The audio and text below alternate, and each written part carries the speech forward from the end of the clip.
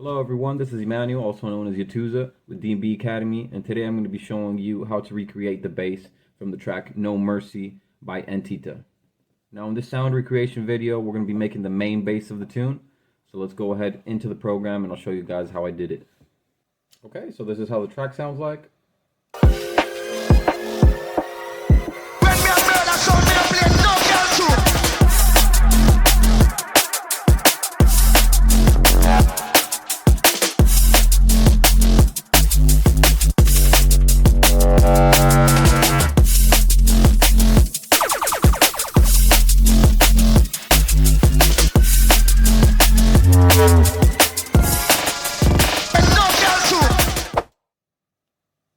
And now we'll play the recreation that I made and my take on the main bass.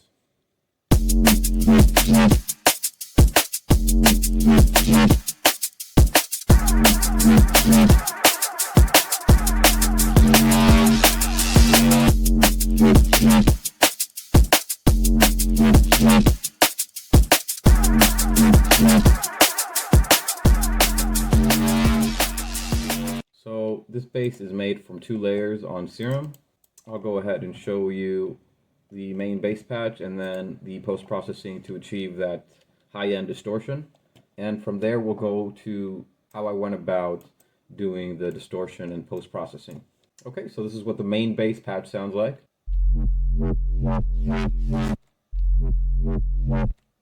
Now it's consisting of a sine wave and the Spectral Monster 5 wavetable, alongside some white noise here that I am modulating with LFO1. It's not an overcomplicated patch. I've also got some effects here, just some hyperdimension, distortion, compression, filtering, and reverb at the end here, just to make it a bit more spatial. So without further ado, I'm going to go ahead and show you how I made this patch. We'll start by initializing the preset. And the first thing that you want to do is you want to go over to analog sine wave. Turn the random phase off all the way down to 0%, just so that it's not starting at a random point of the wavetable every time that we press it. And for the oscillator B, you're going to want to open up the Spectral wavetable Monster 5.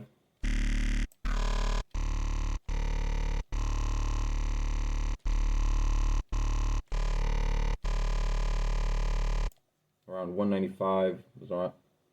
You can play around with it. As I said, it's not an exact remake. Shout out to ENTITA, as the original bass on the song is actually made from pigments. So this is my take on it with the Serum VST. Okay, the second step is to turn the level on oscillator B all the way down, and we're going to FM from B. We're going to modulate the frequency with oscillator B.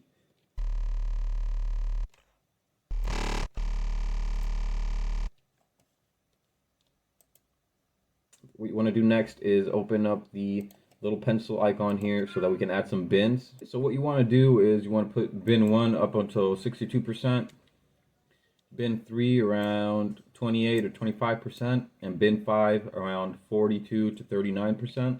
And you can also play around with the oscillator octave. And the next thing that you want to do is turn on the filter, because we're going to be modulating this. This is what's going to be giving the sound its main movement.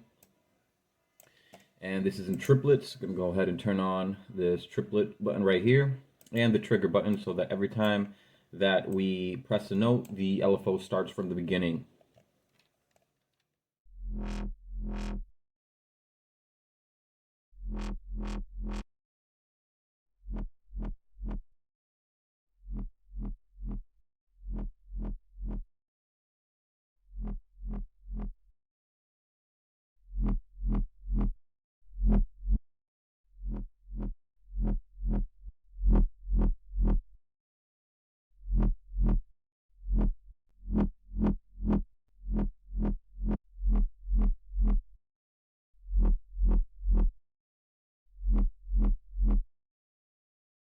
Now the bin is around 58%, bin 3 is around 14, and bin 5 around 35%.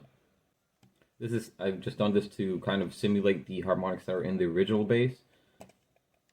So once you've got that down and you've got the filter with LFO, We also want to map the LFO1 to the level of the white noise. Let's add some drive.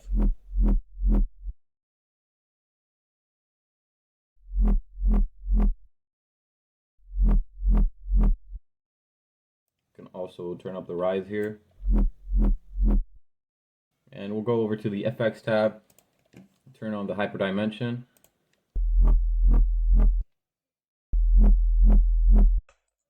And we also want to change the unison so that it has 3 voices.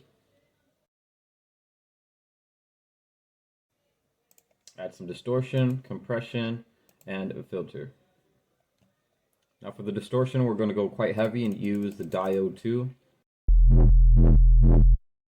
And for the multi-band compression, we're going to turn up these bands right here up to 200% and push the mids as well, around 180.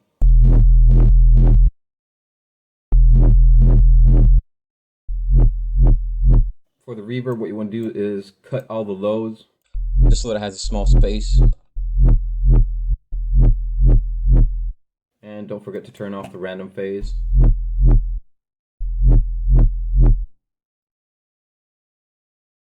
That's about it. Let's go back into the high layer just to make sure that we've got everything spot on. Okay. So we're almost there. I kind of forgot to put the LFO1 on the sub oscillator.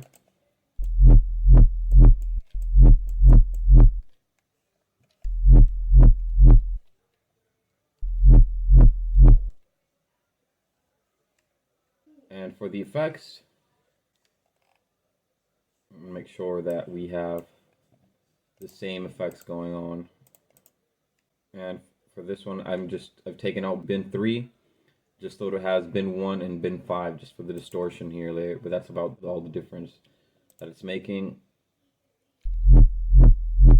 And we have a gradual ramp that's set at a bar. Okay, so LFO3 is mapped to the filter cutoff, the filter drive, and also the filter frequency cutoff. And this is causing it to open up once it reaches a bar's length.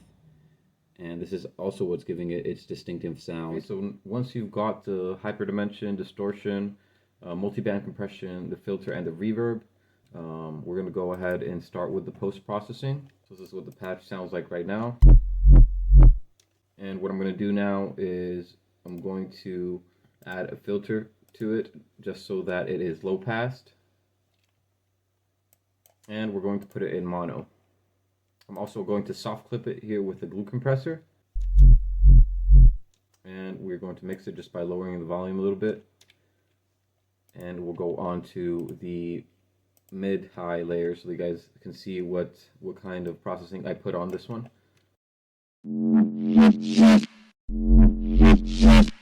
So for the mid-high layer, apart from changing the bins and putting bin 1 to around 35% and bin 5 to around 60 to 65%, I went ahead and put an overdrive on it, a wave shaper. You can use any wave shaper, in this case filtering out any low end that this patch might have, just because I am just needing like the mid-high crisp. So with the auto filter, I'm kind of sweeping and looking around for that overtone that I want.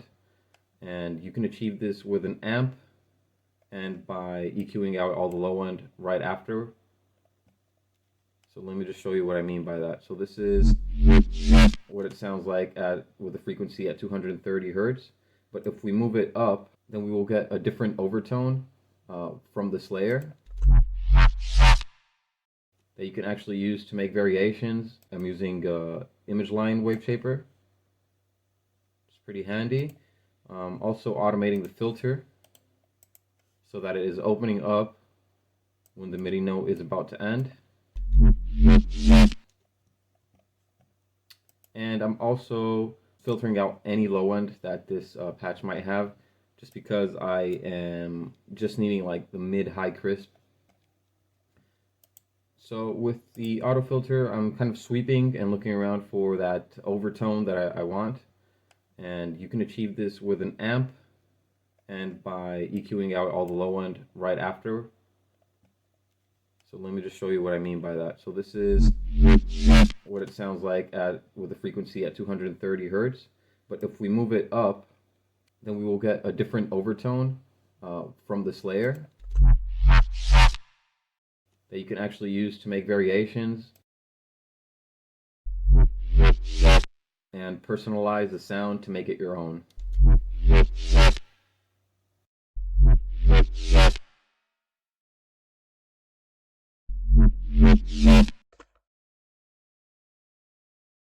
Then I played with the dry wet of the amp so the signal doesn't get too distorted. And when I went to cut all the low end out with the EQ, since the amp did generate a lot of low end from distorting the sound, I went over to 200 Hertz and I made a small boost on this harmonic from the bass,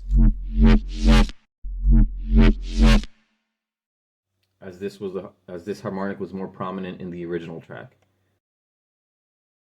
Then I also soft clipped it and added some gain through the makeup knob. I can also recommend adding some erosion and saturation if the sound doesn't seem as dirty as you would like it, to add a lot more crunchiness and loudness to the sound.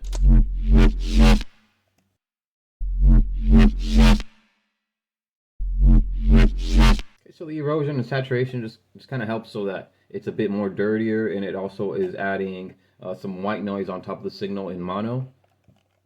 The last thing that you want to do to make this bass sound modulate and have a variation within this 16-bar loop is that you would need to automate the rate from LFO1. And as you can see here, I have it so that it is all in triplets. So we have 1/4 for rate here, and on this part we have it so that it's set to a bar. And it is also in triplets. You also want to make sure that all the effects are turned off for the sub-low.